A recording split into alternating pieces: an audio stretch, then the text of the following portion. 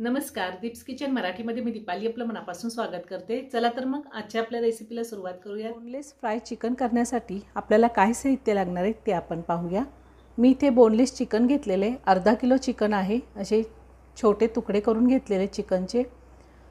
3 चमचे मी कॉर्नफ्लॉवर घेतलेले, 1 अंडं घेतलेले, 2 चमचे मैदा घेतलेला आहे, 1 चमचा लिंबाचा रस, 1 चमचा आलं लसणाची पेस्ट, चवीनुसार मीठ, 1 चमचा तीळ, 1 चमचा चिली फ्लेक्स, अर्धा चमचा लाल तिखट आणि अर्धा चमचा चिकन मसाला घेतलेला आहे। आता बाउलमध्ये मी 1 अंडं घेते, त्यामध्येच आपल्याला तीळ घालायचे, लाल तिखट, चिली फ्लेक्स। तुमच्याकडे जर चिली फ्लेक्स नसतील तर तुम्ही 1 चमचा लाल तिखट वापरलं तरी चालेल, चिकन मसाला, आलं लसणाची पेस्ट,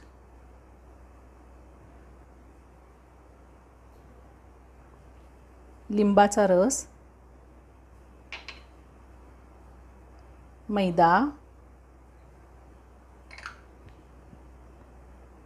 आणि कॉर्नफ्लॉवर। कॉर्नफ्लॉवर आपल्याला 3 चमचे घ्यायचे,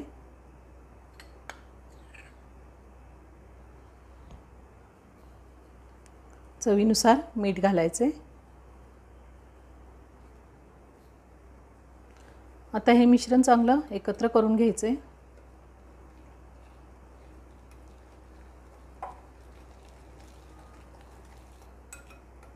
मी छान मिक्स करून घेतलेले। आता आपल्याला त्यामध्ये चिकनचे पीस घालायचे। मी पाण्याचा वापर केलेला नाहीये। तुम्हाला जर तुमचं मिश्रण थोडं घट्ट वाटलं तर 1 किंवा 2 छोटे चमचे तुम्ही पाणी घालू शकता। आता आपल्याला चिकनचे पीस घालायचे आणि हाताने चांगलं व्यवस्थित मिक्स करून घ्यायचे।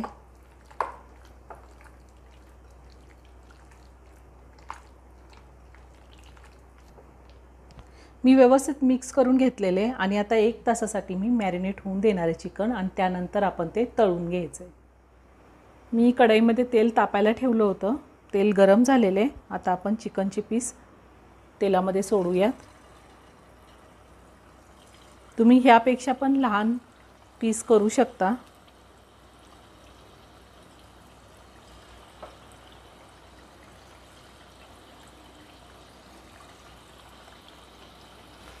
मी एका साइडनी 2 मिनिटं पीस असेच ठेवून देणार आहे आणि 2 मिनिटानंतर आपण पलटी करून घ्यायचे। 2 मिनिटं झालेली आहे, आता मी पलटी करून घेणार आहे। आणि चिकनची पीस तळताना आपल्याला गॅसची फ्लेम मीडियम ठेवायची।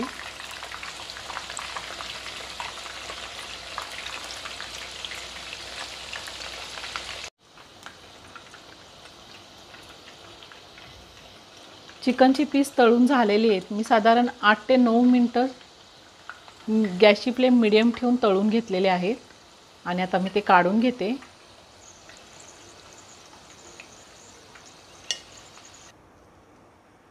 आता आपण राहिलेले चिकनचे पीस पण तळून घेऊयात।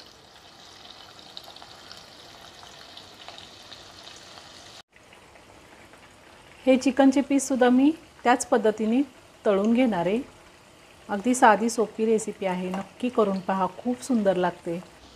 हे सुद्धा चिकनचे पीस तळून झालेले आहेत, आता मी काढून घेते।